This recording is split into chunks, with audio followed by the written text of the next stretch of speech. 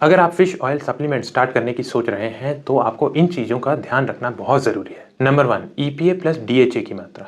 Fish oil का सबसे ज़्यादा फायदा EPA यानी आइकोसापेंटेनोइक एसिड एंड DHA डोकोसाहेक्सेनोइक एसिड जैसे ओमेगा 3 फैटी एसिड से होता है। लेकिन लोग सिर्फ 1000 मिलीग्राम फिश ऑयल देखकर इसे खरीद लेते हैं और सच्चाई यह होती है कि उसमें EPA प्लस DHA की वैल्यू 150 से 300 मिलीग्राम तक ही होती है और असली फायदा EPA प्लस DHA से होता है, not total milligram of fish oil.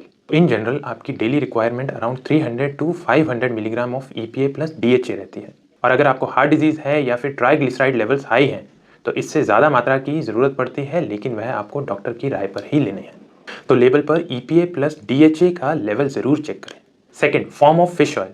Fish oil कई केमिकल फॉर्म्स में आता है जैसे कि triglyceride, reesterified triglyceride, ethyl ester form में। इनमें से ट्राइग्लिसराइड फॉर्म सबसे बेस्ट होता है क्योंकि उसकी एब्जॉर्प्शन सबसे ज़्यादा होती है। Third is purity and quality certification. Fish oil में हैवी मेटल्स और टॉक्सिन्स का रिस्क होता है, इसलिए फिश ऑयल खरीदते वक्त IFOS सर्टिफिकेशन, गोएड स्टैंडर्ड या फिर थर्ड पार्टी लैब टेस्टिंग ज़रूर चेक करें। इससे यह सर्टिफाई होता है कि आपकी फिश ऑयल में हैवी मेटल्स जैसे मर्कुरी सेफ लिमिट्स में है, ऑक्सीडेशन कंट्रोल्ड है और डोज वेरीफाइड है। Fourth is oxidation and freshness को चेक करना ज़रूरी है। फिश ऑयल अक्सर ख़राब यानी ऑक्सीडाइज हो जाता है तो उसका फ़ायदा नहीं होता, उल्टा इन्फ्लेमेशन करके नुकसान कर सकता है। तो अच्छे फिश ऑयल के एडवांस लेवल पर पेरोक्साइड लेवल, एनिसिडीन लेवल्स और टोटोक्स स्कोर जैसी वैल्यूज़ लिखी हुई होती हैं और अगर कंपनी आपको यह डिटेल्स नहीं देती तो उसकी ट्रांसपेरेंसी कम है। Fifth is source of fish.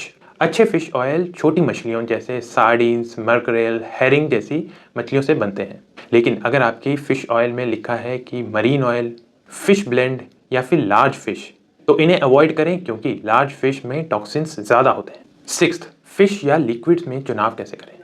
Fish oil soft gel, enteric coated tablets या फिर लिक्विड फॉर्म में आते हैं। इसमें से एंटेरिक कोटेड सबसे बेस्ट है क्योंकि उससे फिशी बर्ब्स कम आते हैं और एसिडिटी कम होती है। Seventh, serving size and actual value. Label पर जरूर चेक करें कि सर्विंग साइज कितना होना चाहिए, एक सर्विंग में कितने कैप्सूल आएंगे और एक सर्विंग में कितना EPA प्लस DHA लेवल मिलेगा।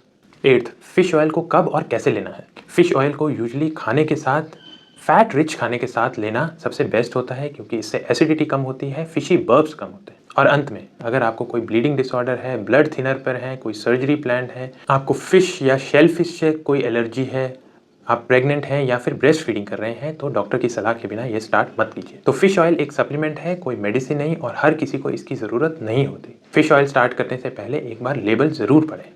ऐसी और जानकारी के लिए हमारे साथ बने रहिए। धन्यवाद।